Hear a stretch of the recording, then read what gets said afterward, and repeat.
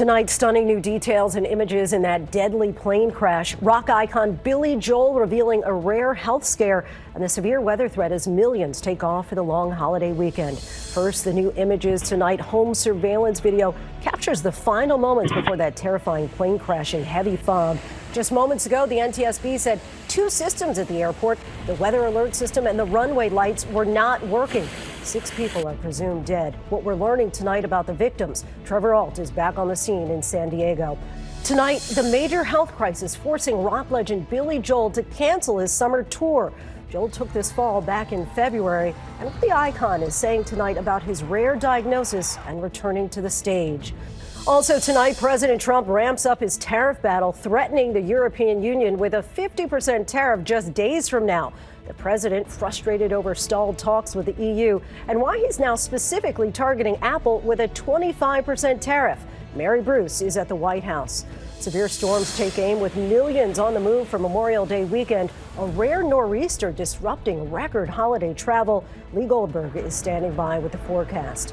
Tonight, new reporting in the horrific murders outside the Capitol Jewish Museum in Washington, D.C.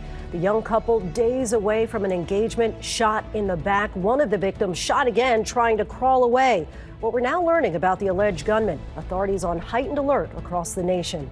The showdown between President Trump and Harvard. A federal judge blocks the White House from banning the school from enrolling international students.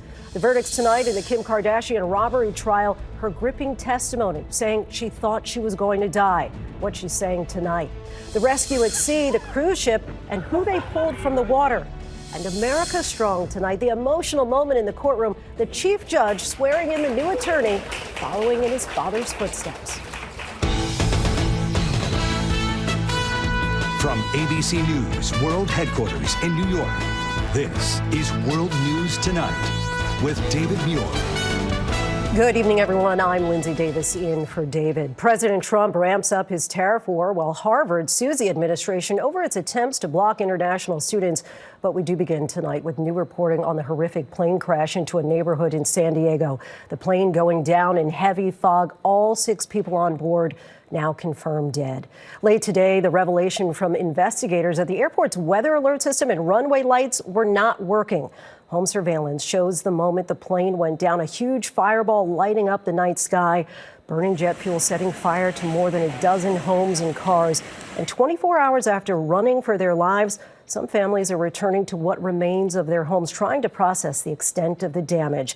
ABC's Trevor Ault leads us off from the scene in San Diego. Tonight, federal investigators revealing new details on that deadly San Diego plane crash.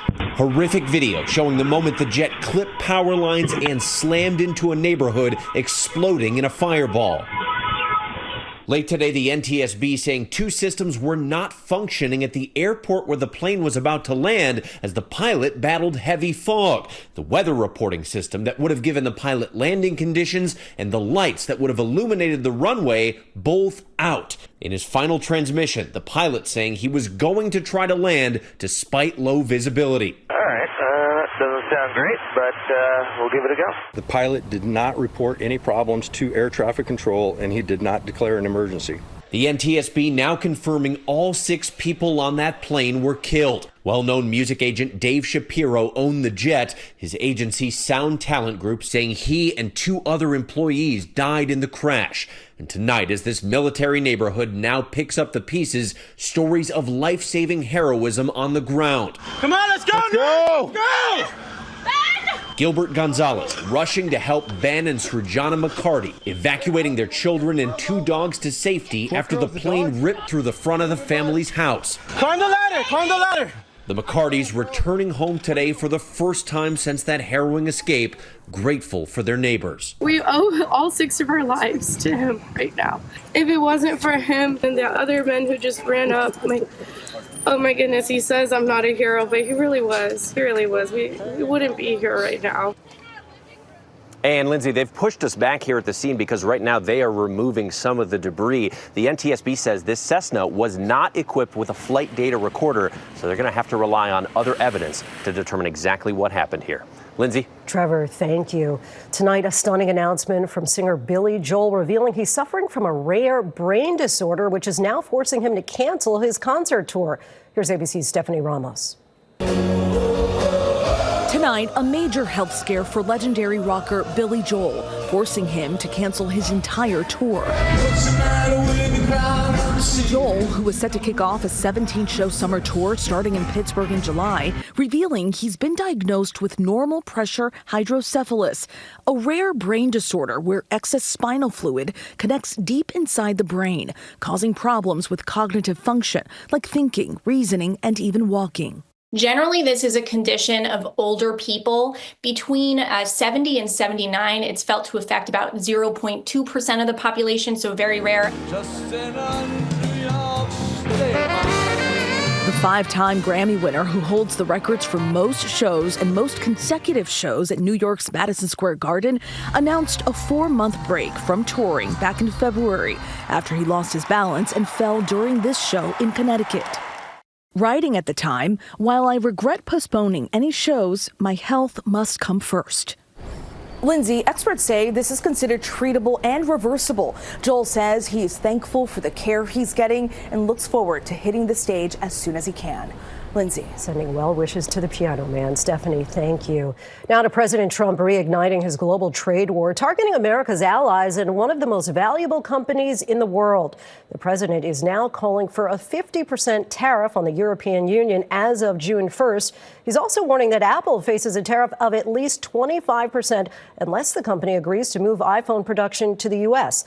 The stock market responding with losses across the board. President Trump pressed about his tariffs potentially costing Americans jobs and money.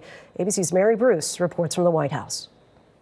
Tonight, President Trump reigniting his trade war, threatening to impose a 50% tariff on European products and warning American tech giant Apple it will face a 25% tariff if iPhones aren't fully made in the U.S. It's time that we play the game the way I know how to play the game. The announcement injecting fresh uncertainty into the markets, stocks sliding. Trump says ongoing trade talks with the EU, one of our largest trading partners, are, quote, going nowhere. Hoping to light a fire, the president now says that 50% tariff will go into effect a little over a week from now on June 1st. We'll determine that.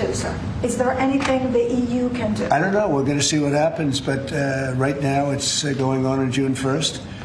And that's the way it is. No, they haven't treated us properly. They haven't treated our country properly. And for the first time today, he's zeroing in on an American company, saying he will slap a 25% tariff on Apple if iPhones are not fully manufactured in the U.S., and threatening to do the same to other smartphone producers, too, like Samsung. The iPhone, if they're going to sell it in America, I want it to be built in the United States. They're able to do that. But experts say they're not, that fully moving production to the U.S. isn't realistic. It's a fairy tale that Apple could ultimately take production of iPhones and move that to the U.S. The reality is that it would take tens of billions of dollars even to move 5 to 10% of the supply chain. That cost then passed on to consumers. By one estimate, manufacturing iPhones in the U.S. could nearly triple its cost, up to roughly $3,500 per phone. Apple has yet to respond, but CEO Tim Cook has already promised to invest $500 billion in the U.S. over the next 4 years. But that's not enough for the president. He said he's going to India to build plants. I said, that's okay to go to India, but you're not going to sell into here without tariffs. And that's the way it is. As Americans brace for potential price hikes, tonight Trump is facing questions about whether he's profiting off the presidency after his exclusive dinner last night for top investors in his cryptocurrency venture. Critics condemning it as a brazen example of pay for play. More than 200 crypto traders, including many from overseas, spending more than $140 million collectively to gain access to the dinner. We pressed the White House about the ethical concerns. The Trump family is making money off of this, so can you just explain how is this not the president? using the office to enrich himself. All of the president's assets are in a blind trust, which is managed by his children. And I would argue one of the many reasons that the American people reelected this president back to this office is because he was a very successful businessman before giving it up to publicly serve our country. And another headline here tonight, the president is clearing a merger between U.S. Steel and Japanese steelmaker Nippon. Trump says that the partnership will create at least 70,000 jobs and add $14 billion to the U.S. economy. But tonight, the details of the deal still remain unclear. Lindsay. Mary Bruce from the White House for us. Thank you. Now to that rare nor'easter and severe storms disrupting record travel for the start of the Memorial Day weekend. Possible tornadoes and flooding across multiple states. Let's get right to meteorologist Lee Goldberg from our station WABC here in New York. How's it looking, Lee? Well, Lindsay, that nor'easter, it's slowly loosening its grip on the northeast, but the emphasis on slow. It's still nasty from Albany to Boston. Mount Washington had 4 inches of snow. It's still in the low 50s in Boston. It gets drier and warmer by the end of the weekend. Drier, not in the plains. It's severe storms. Day 1 of 4. Tonight, it's North Platte to Oklahoma City, damaging winds, even some large hail. And still in line for these storms Saturday all the way into Sunday. You're looking at Texas to Alabama, whether it be Oklahoma City, Little Rock, all the way to Birmingham. And it's not just the severe threat, it's the flood threat. Rounds of rain could get half a foot of rain. We'd have flood watches from parts of Missouri into Oklahoma, up to 6 inches of rain. It'll dampen that weekend. Lindsay? Lee, thank you. Next tonight, authorities across the U.S. on high alert after the deadly shooting outside the Capitol Jewish Museum in Washington, D.C. 2 Israeli embassy staffers, a young couple about to be engaged, were shot in the back. Sources say the suspect posted online denouncing Israel for its war with Hamas. ABC's Chief Justice correspondent Pierre Thomas is in Washington. Tonight, heightened security at Jewish houses of worship in the wake of the assassination of those 2 members of the Israeli embassy. No one should be fearful to go to a Jewish event, to go to a synagogue. It's absolutely infuriating. This as the FBI continues its investigation into the life of suspect Elias Rodriguez, trying to make certain that he's not part of a terror network. Free Palestine! We're continuing to investigate and contact the subject's associates, his family members, and co-workers. Authorities also examining the suspect's social media posts. Sources telling ABC News the suspect had posted about the Israeli-Hamas conflict since 2023, allegedly calling for violence against Israel. A federal criminal complaint laying out chilling details, revealing that the killer fired more than 21 bullets from a 9mm handgun that police say they recovered. The complaint describing surveillance footage that allegedly shows the killer leaning over the couple after shooting them in the back and repeatedly firing. Tonight, family and friends heartbroken. Yaron Lashinsky, a dual German-Israeli citizen, and his girlfriend, Sarah Milgram, who was originally from Kansas, about to be engaged. Lashinsky had just bought the ring last week. Yaron was the kind of guy that would have conversations with anybody about anything. Sarah was so empathetic and talking about how the people in Israel are suffering, the Palestinians in Israel are suffering. She was an incredible person. The suspect, who police say confessed to killing the couple, did not fight being held by bond. He's next due in court in June, Lindsay. Pierre, thank you. Now to the escalating showdown between President Trump and Harvard University. 24 hours after the administration barred the school from enrolling international students, today a federal judge blocked that order. Here's ABC's senior White House correspondent Selena Wang. Tonight, the escalating battle between Harvard University and the Trump administration. Harvard's going to have to change its ways. So are some others. Today, a federal judge temporarily blocking President Trump's move to ban Harvard from enrolling international students, writing, the university showed it would cause immediate and irreparable injury. The Department of Homeland Security had ordered that existing foreign students at Harvard must transfer or lose their legal status, stating it is a privilege, not a right, for universities to enroll foreign students. Harvard suing the Trump administration, the university's president stating, we condemn this unlawful and unwarranted action. Harvard's former president warning the move will deter the best and brightest from studying in the United States. We attract extraordinarily talented people, and we are giving that up because of our own choices.